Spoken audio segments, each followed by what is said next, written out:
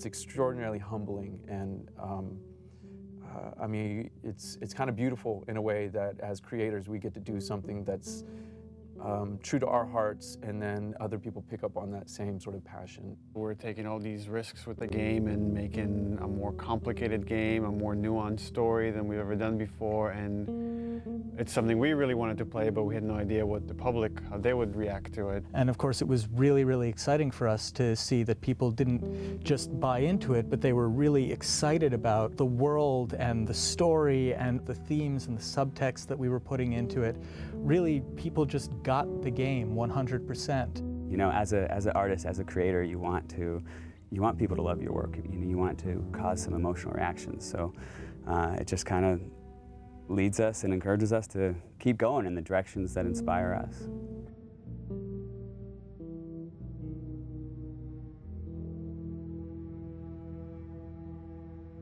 The Last of Us: American Dreams, the graphic novel we released through Dark Horse, co-created by Faith Erin Hicks, the co-writer and amazing artist on that comic book. And it introduces the character of Riley. And in it we get to see kind of Ellie coming out of her shell, and she starts taking on these attributes from Riley, but it's the first day they meet. And it became interesting to us to say, okay, months later, after these two have become best friends, and they've had this falling out, where does that relationship go? In discussing ideas, it's like, what if we got to play through that kind of relationship? What if we saw that relationship? And it gives us an opportunity to test out various mechanics and storytelling ideas that maybe we couldn't test on the scale of the full game, but doing it in a smaller time frame allows us to try out these ideas and say, okay, that's interesting. How did that work? The comic book was kind of a great way to see a little bit of what Ellie and Riley's relationship was. So when we set out to design the world, we already had a point of reference that there had already been some great work done just in terms of some of the visuals and some of the language between Riley and Ellie. I think we had a sound story pretty early on that we felt was compelling enough to okay, that justifies us moving forward with the idea of single-player DLC. Now you have a team of some burnt-out, frazzled people that you're trying to say, like, okay, guys, let's go again. Can we do it again? And that's a lot. That's a lot to ask of anybody after 3.5 years of grind. We kind of right away knew we wanted to focus on Ellie. We wanted to tell a little bit more about who she was before all this.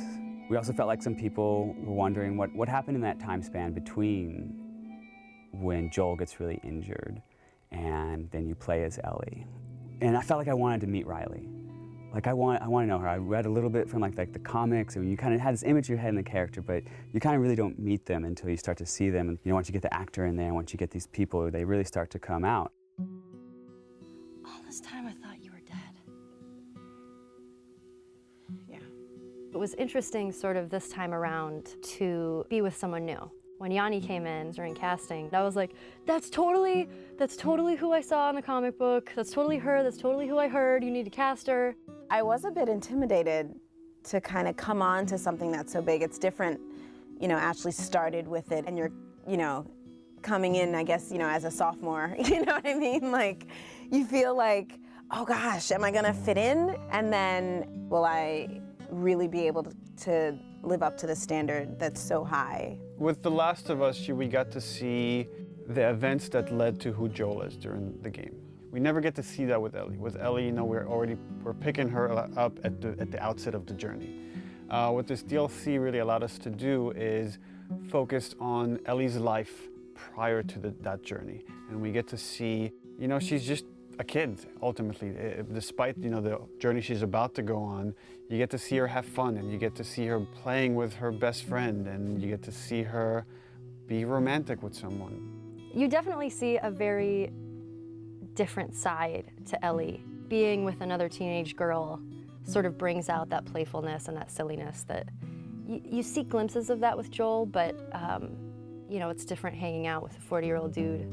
You know Ellie as this like really tough, strong kid that has gone through so many crazy things and has seen so many things, to this other side of her, a little bit more vulnerable, softer side of her through the eyes of Riley. So it's a really interesting relationship there because you get to see somebody who really influenced who Ellie is and taught her how to survive and be strong. And then you see that playful Ellie, and you see the events that are shaping her and changing her, and how she loses the one person in this world that she cares for. And then you understand why she's willing to fight tooth and nail to not lose Joel. She's already lost this person that she loved. She's not about to let it happen again.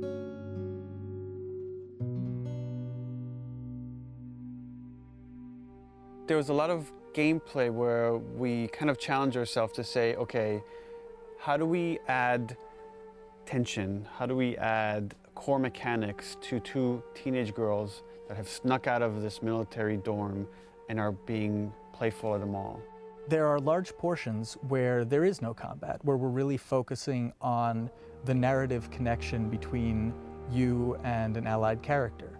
What's really important to us is how we parallel the player's emotional experience in the characters and vice versa. We want you to always be feeling the way that the characters are feeling. What the fuck are you looking at?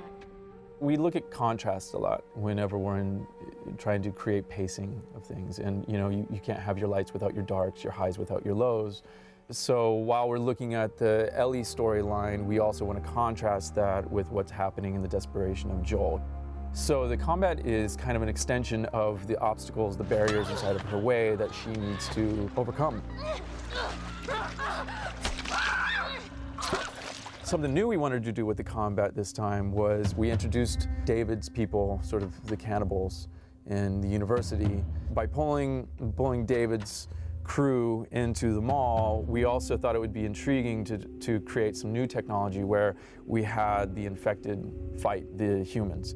We developed a number of setups, combat setups, during the DLC where the player has the opportunity to pit those two sides against each other. And for us, this was really interesting because this allows you to use one faction as a weapon against the other.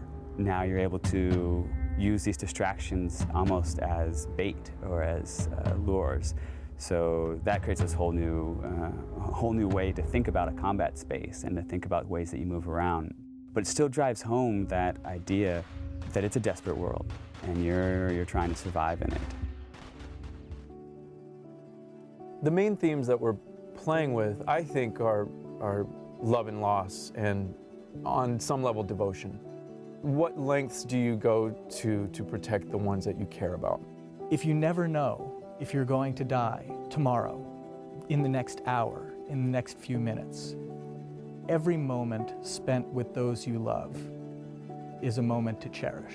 The relationship between Ellie and Joel, it dealt with survival, it dealt with loyalty, and ultimately it dealt with love, the love of a parent to a child or a child to a parent.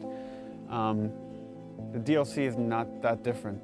In this world, all you really have are your relationships and your friends. I mean, that becomes everything.